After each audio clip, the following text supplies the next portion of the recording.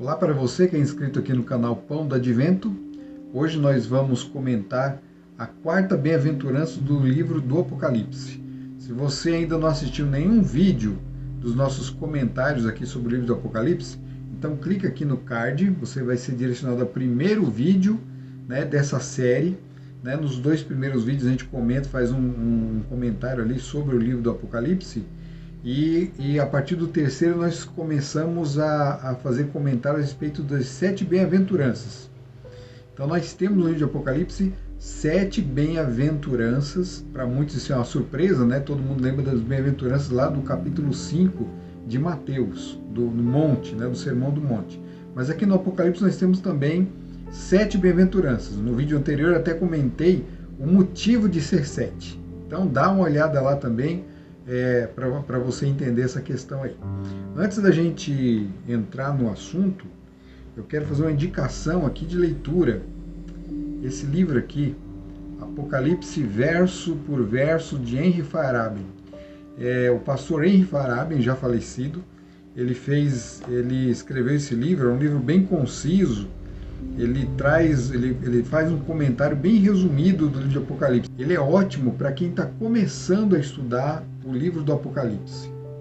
Não é um livro muito aprofundado, mas ele traz de forma clara, de forma básica, de forma bem simples, bem didática, todos os pontos, todos os assuntos que são tratados no livro de Apocalipse. Então, a partir dele, você pode ir para outros livros que se aprofundam mais. Então, antes de você ir para aquele mais profundo, às vezes você vai ficar meio confuso, sem entender o que está falando ali, o que o livro está falando, o que ele está comentando.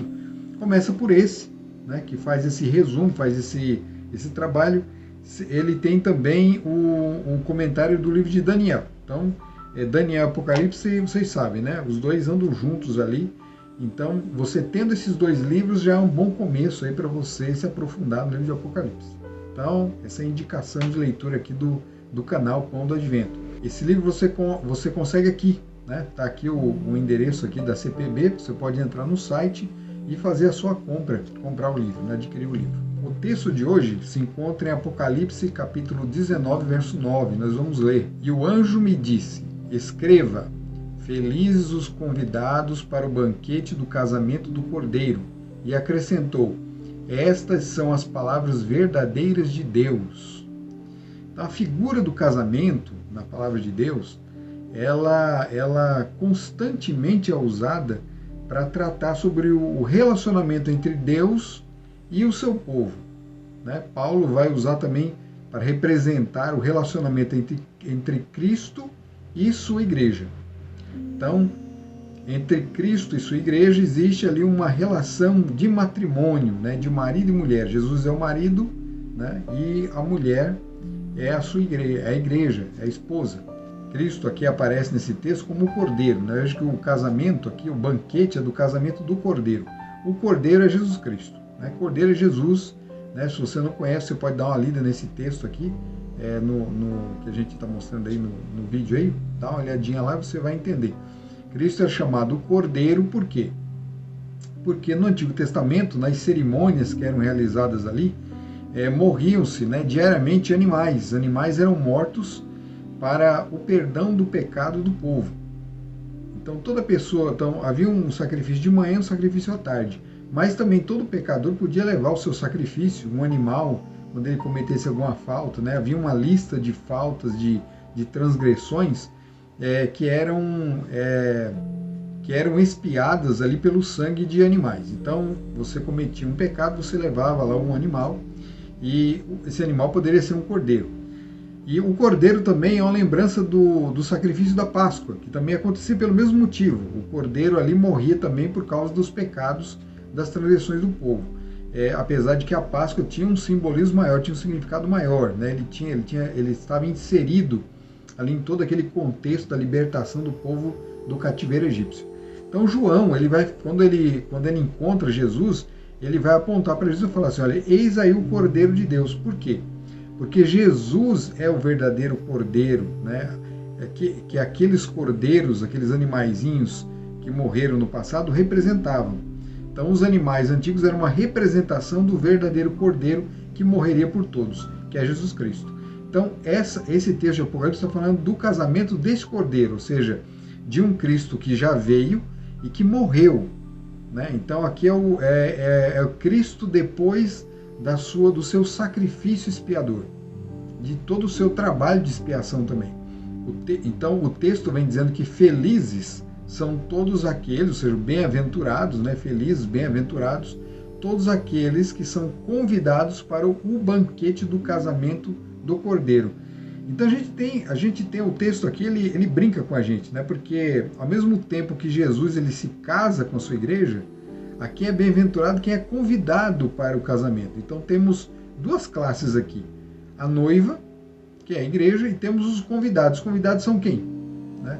Os convidados também também é uma representação do povo de Deus. Então, para a gente poder ter uma visão clara, a gente tem que buscar entendimento em todas as passagens que falam de casamento, onde a representação é o relacionamento entre Deus e seu povo em toda a palavra de Deus. São muitas as passagens, né? Eu separei aqui uma de Ezequiel, capítulo 16, de 8 a 13.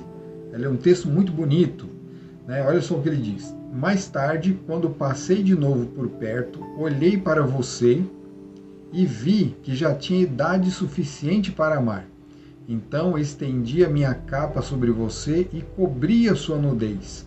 Fiz um juramento e estabeleci uma aliança com você, palavra do soberano Senhor, e você se tornou minha. Eu lhe dei banho com água, e ao lavá-la limpei o seu sangue e a perfumei. Pus-lhe um vestido bordado e sandálias de couro, e a vesti de linho fino, e a cobri com roupas caras. Adornei-a com joias, pus braceletes em seus braços e uma gargantilha em torno de seu pescoço. Dei-lhe um pendente, pus brincos em suas orelhas e uma linda coroa em sua cabeça. Assim você foi adornada com ouro e prata. Suas roupas eram de linho fino, tecido caro e pano bordado. Sua comida era melhor farinha, mel e azeite de oliva. Você se tornou muito linda e uma rainha. Ezequiel 16, 8 a 13. Então esse é um dos textos, um dos belos textos que aparece na palavra de Deus, falando a respeito do casamento entre Deus e a sua igreja, entre Deus e seu povo.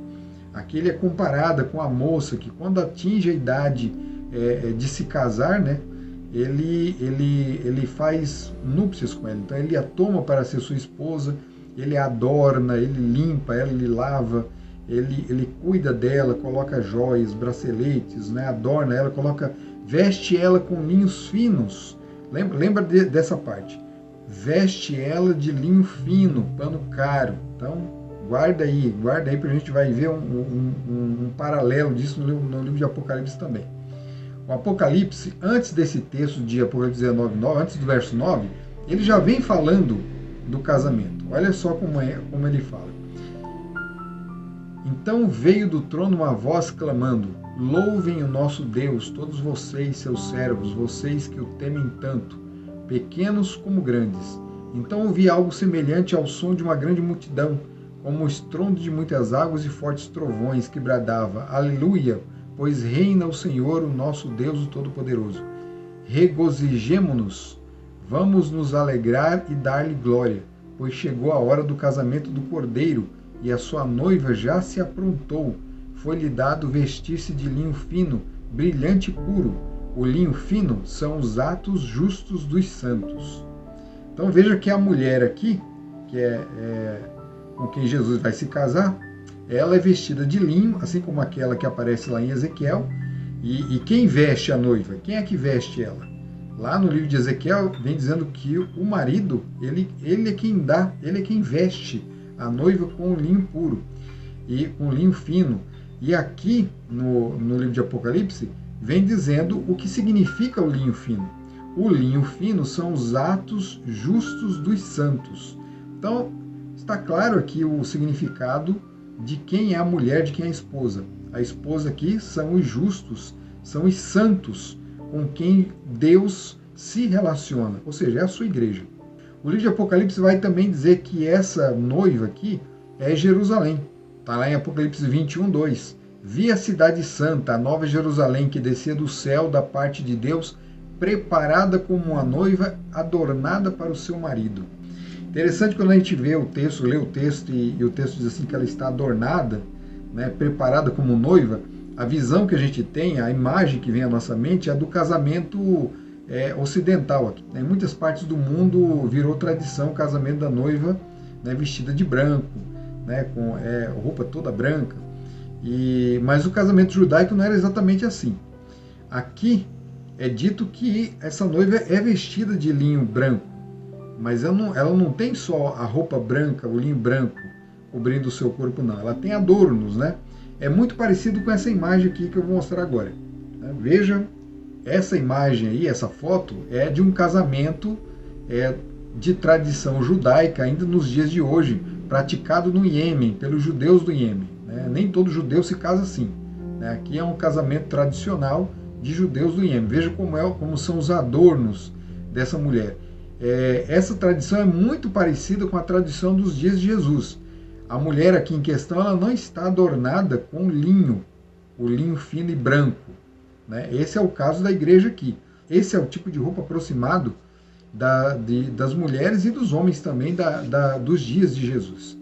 Então esse era o tipo de adorno, muito diferente daquilo que a gente está acostumado a ver. Veja que tem flores, tem cápsulas, argolas, tem moedas também, moedas ali enfeitando toda a roupa, toda a vestimenta da esposa. Então esse é o tipo de adorno, essa é a noiva adornada, essa era a figura que quando um judeu antigo lia o livro de Apocalipse, vinha à mente dele. Não vinha à mente dele isso que nós entendemos hoje, como nós vemos o casamento hoje. Mas o linho fino, era um linho branco. E esse linho fino e branco, ele simboliza os atos de justiça dos santos. Ou seja, lembrem-se que no texto de Ezequiel, é o noivo quem veste a noiva. E na vida do cristão, na vida do pecador, é a mesma coisa que acontece. É Jesus quem nos veste com essa vestimenta de justiça, com essas vestes de atos de justiça, que passam a ser os atos de justiça dos santos. Estas são as vestes de salvação. Jesus nos cobre com sua vestimenta de salvação. Nós não temos roupa apropriada para a salvação. Nós não temos o que apresentar a Deus. Nós não temos como nos apresentar a Deus. Nós não temos como tecer um tecido de justiça que agrade ao céu. Então nós temos que aceitar a justiça que vem da parte de Deus. Então é por esse sentido, é por esse motivo que são bem-aventurados não só a própria noiva, como também todos os convidados, porque os convidados também têm vestimenta certa, sabia? Você não sabia disso não? Então leia lá a parábola das bodas em Mateus capítulo 22. A gente não vai ler aqui porque não vai dar tempo, mas depois dá uma passadinha lá, logo no início, é o primeiro assunto ali no capítulo 22, no livro de Mateus, tá certo? Então é isso, essa é a figura do significado do casamento aqui das bodas, da festa do Cordeiro. É a união final entre Jesus e sua igreja, é a união final. Aqui é o casamento definitivo mesmo. Depois esse casamento não vai ter problemas, não vai ter dificuldades, porque de agora em diante a igreja, a esposa e o marido Jesus Cristo estarão juntos por toda a eternidade. E por isso serão todos bem-aventurados. Deus abençoe você. Até o próximo vídeo. Tchau.